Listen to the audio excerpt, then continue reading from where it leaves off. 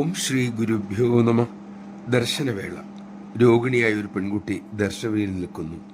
അവൾ സമയം വന്നപ്പോൾ വേദിയിലേക്ക് കയറി. ഒരു ദുർഗന്ധം കിട്ടിയ പോലെ അമ്മയ്ക്കരിയിൽ നിന്നവർ നോക്കി. അവളുടെ ഛർദി ഉടുപ്പിലുണ്ട്. അതിൻ്റെ രൂക്ഷഗന്ധമായിരുന്നു അത്. അമ്മയുടെ അടുത്ത് നിന്നവർ തിരക്കുകൂട്ടി പറഞ്ഞു, പോകൂ പോകൂ പോകൂ, വൃത്തിയായിട്ട് തിരിച്ചു വരൂ. അമ്മ അത് ശ്രദ്ധിച്ചു. അവരെ തടഞ്ഞുകൊണ്ട് അമ്മ പറഞ്ഞു, ആ മോള് ഇങ്ങോട്ട് വന്നോളട്ടെ. പെൺകുട്ടി അടുത്തെത്തി. അമ്മ കയ്യിലിരുന്ന തൂവാല കൊണ്ട് അവളുടെ ഉടുപ്പ് വൃത്തിയാക്കി. പിന്നീട് വാരി പുണർന്നു പ്രസാദം നൽകി. പെൺകുട്ടി പ്രസാദവും വാങ്ങി തിരിച്ചുപോയി. അതിനുശേഷം അടുത്തു നിന്ന ആ സേവികയോട് അമ്മ ചോദിച്ചു, ആ വന്നത് നിന്റെ മോളായിരുന്നുവെങ്കിൽ ആ കുട്ടിയെ ഇങ്ങനെ ആട്ടിപ്പായിക്കാൻ ശ്രമിക്കുമായിരുന്നുവോ? നമഃശിവായ. ഇതാണ് അമ്മയും നമ്മളും തമ്മിലുള്ള വ്യത്യാസം.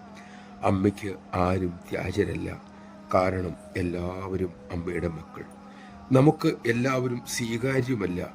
കാരണം നമുക്ക് സ്വന്തവും ബന്ധവും അന്യരും ഉണ്ടല്ലോ. ഈ മനോനില മാറി എല്ലാവരും അമ്മയുടെ സ്വന്തം, അതുകൊണ്ട് എല്ലാവരും എൻ്റെ ബന്ധുക്കൾ എന്ന് തിരിച്ചറിഞ്ഞ് എല്ലാവരെയും സ്നേഹിക്കാൻ നമുക്ക് സാധിക്കട്ടെ. അതിനുള്ള വിവേകവും അറിവും അമ്മ തന്നെ നമ്മിൽ നിറയ്ക്കട്ടെ.